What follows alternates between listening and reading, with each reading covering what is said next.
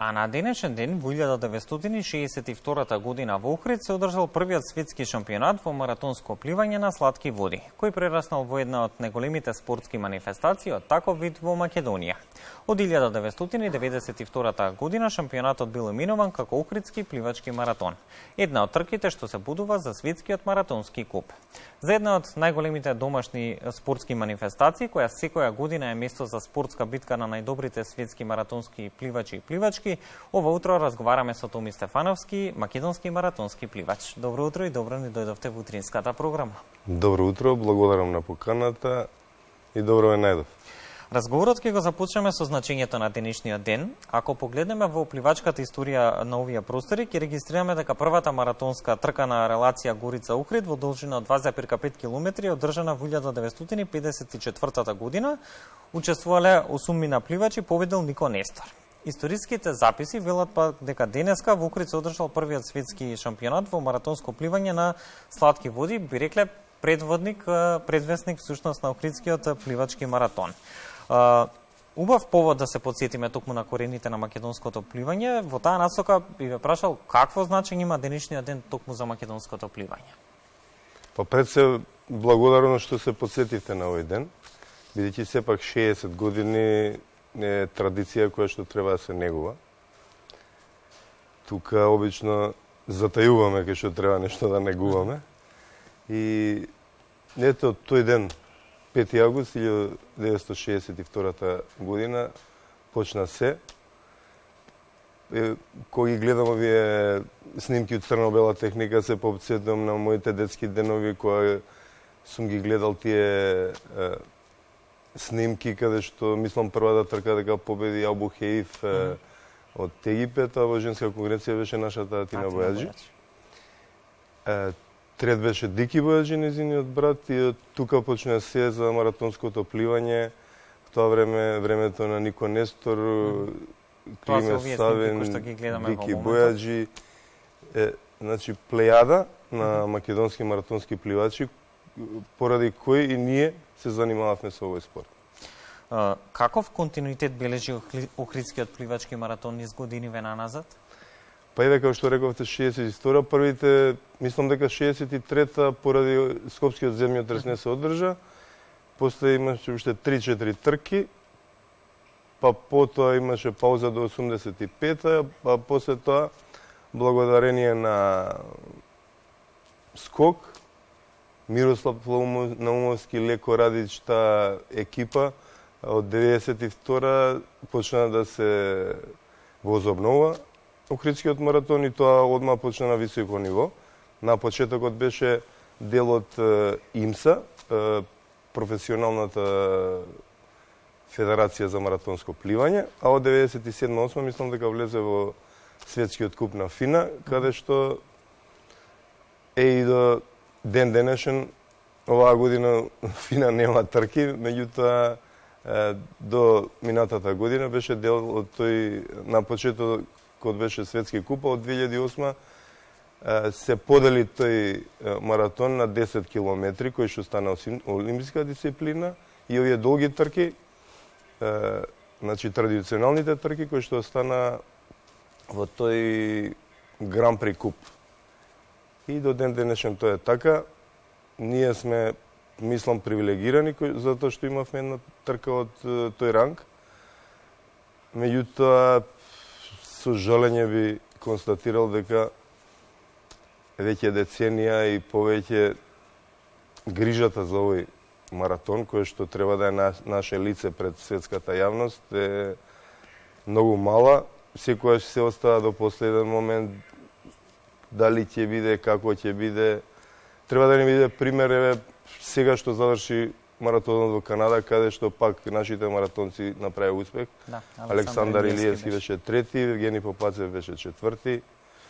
Евгени Попацев прави успеси овие години, значи тоа е еден континуитет на маратонски пливачи кој што го имаме, меѓутоа и тој континуитет го губиме, бидејќи сепак за овој спорт стварно треба да си психички јак, посветен многу, бидејќи бара многу тренирање, многу километри во водата, а и секоја трка е филм.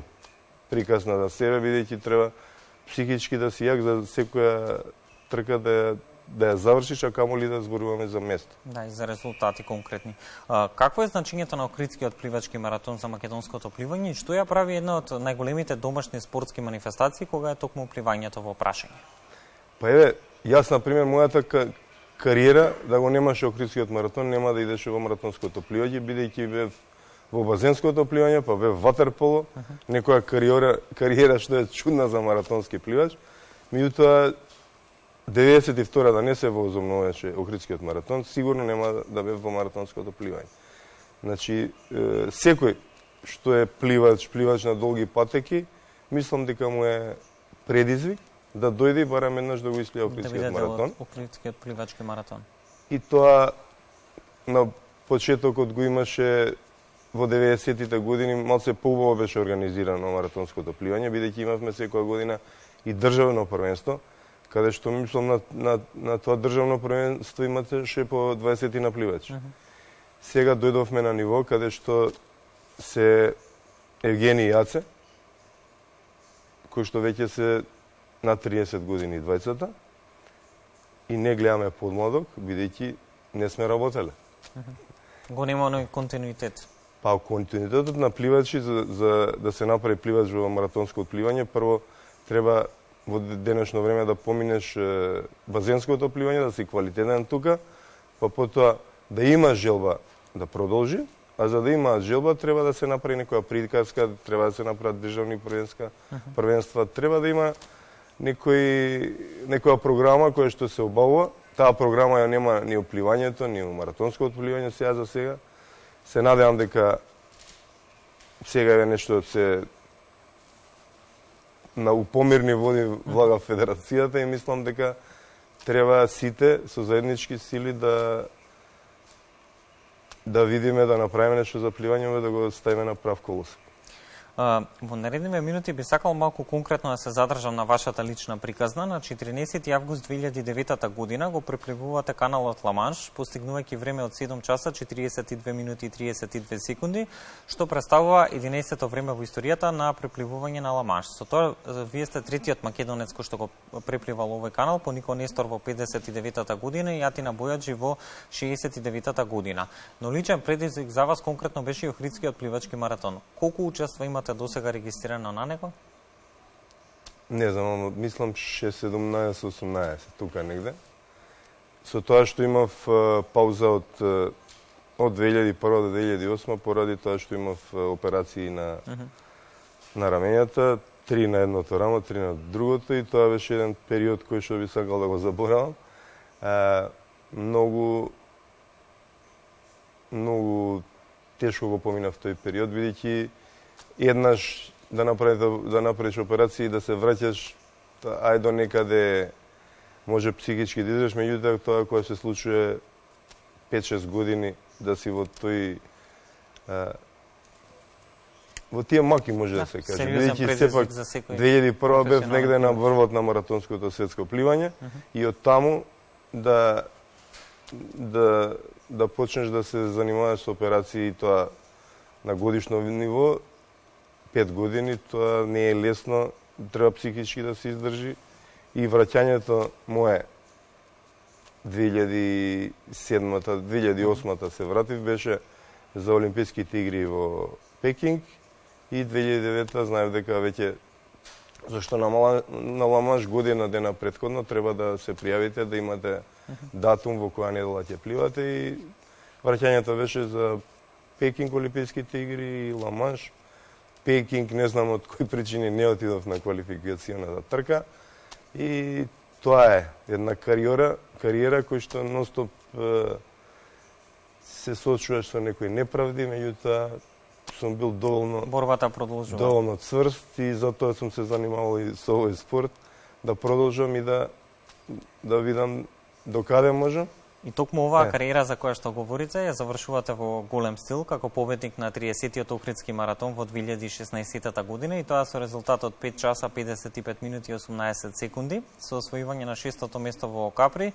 Имавте исти бода со Стокино, со што ја поделите светската шампионска титула за 2016 година, А да не го забравяме исто така важниот факт дека вие сте прв и единствен македонски спортист пливач примен во куќата на славните.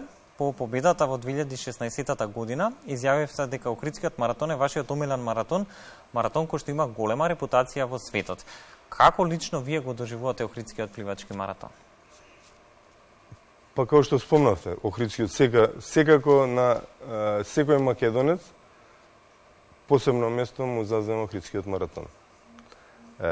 Затоа и ме боли тоа што се однесуваме као општество, не му даваме правилно значење, доволно внимание и да навлезе и Охридскиот маратон во мирни води. Тоа би го споредил со маратонов кој го спомна во Канада, кој што си го почитуваат. Мислам дека беше 68, има поголема традиција и не е застанат ни една година од тоа време. И на тој маратон сега заврши минатата недела, денеска се знае се за следната година. Така се прави манифестација на вирно светско ниво. Со сериозен пристап. Да.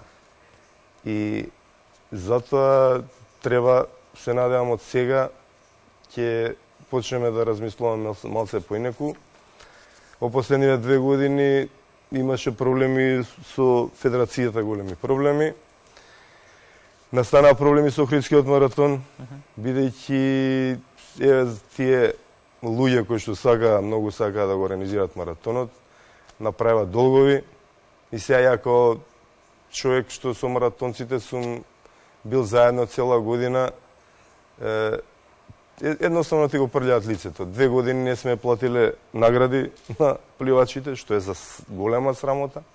И тука сите си поминуваат така, никој доволно не се заангажирал за тоа да го среди, зашто тоа е стварно срамота за државата.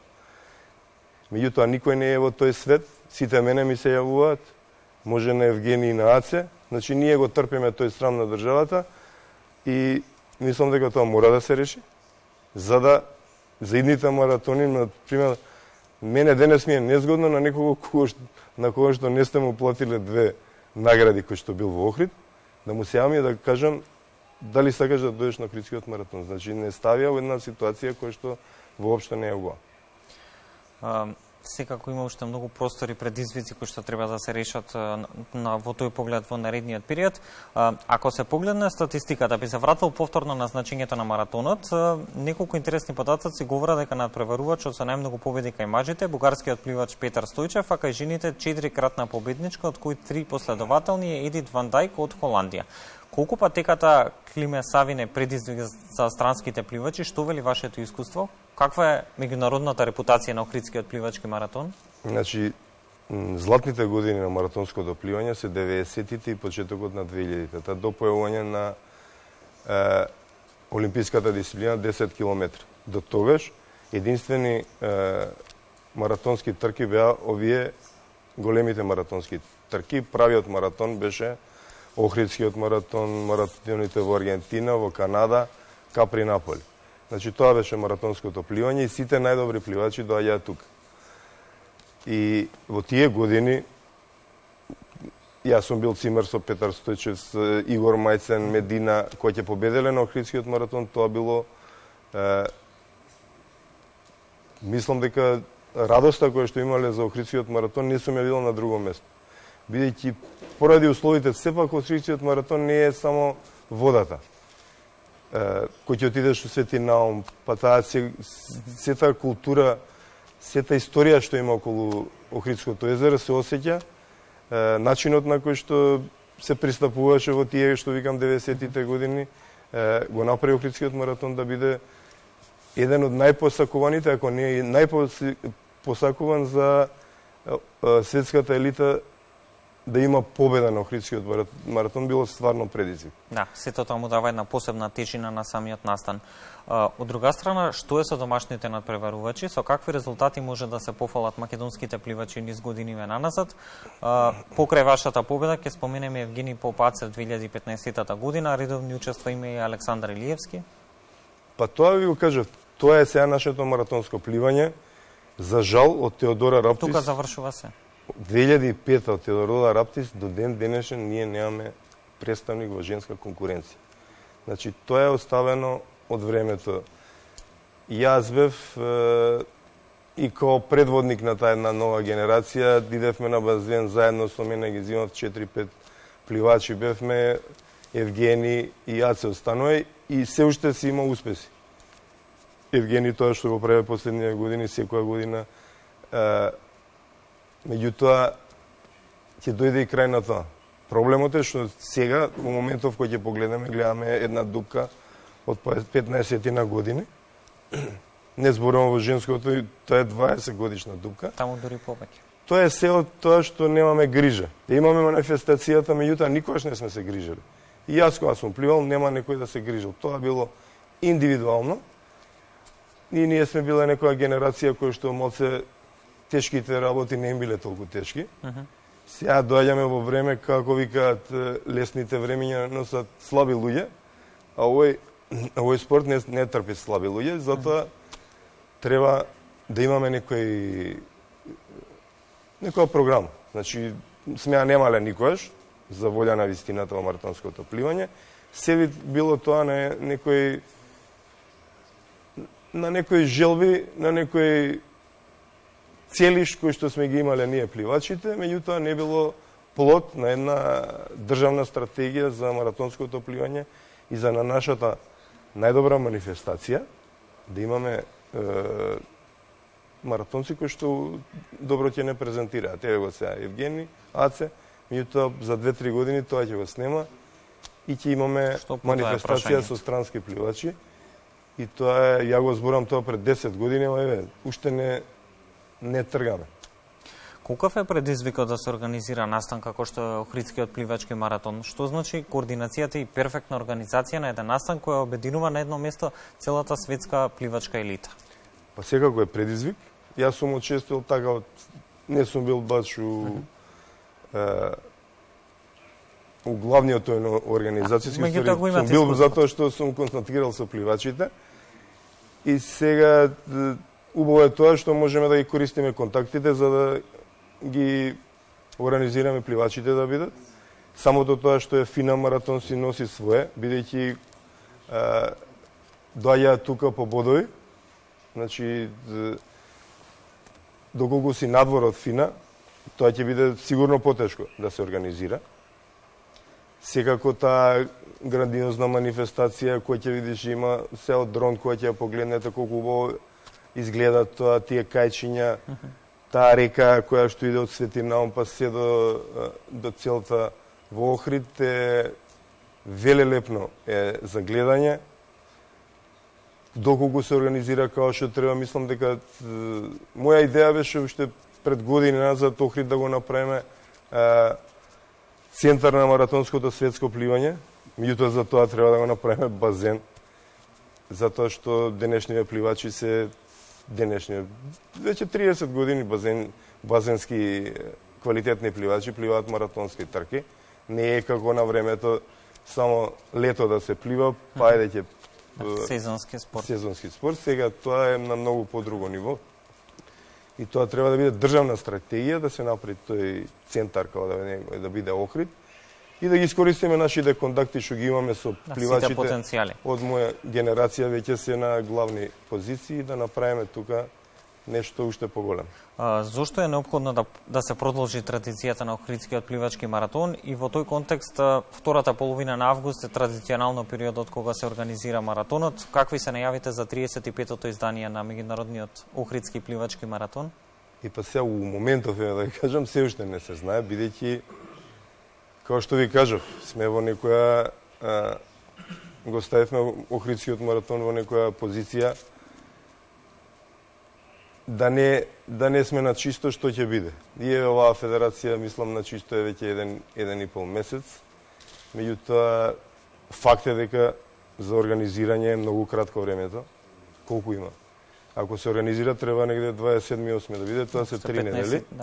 3 недели, кои што се многу кратко време. Ви го кажав проблемот со тоа што сме должни на пливачите.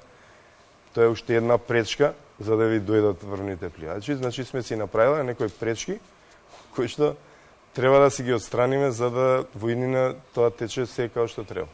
Сосема накуса на крајот на денешниот разговор, имаме ли млади и надежни пливачи кои што може да ги продолжат токму вашите стапки и успеси?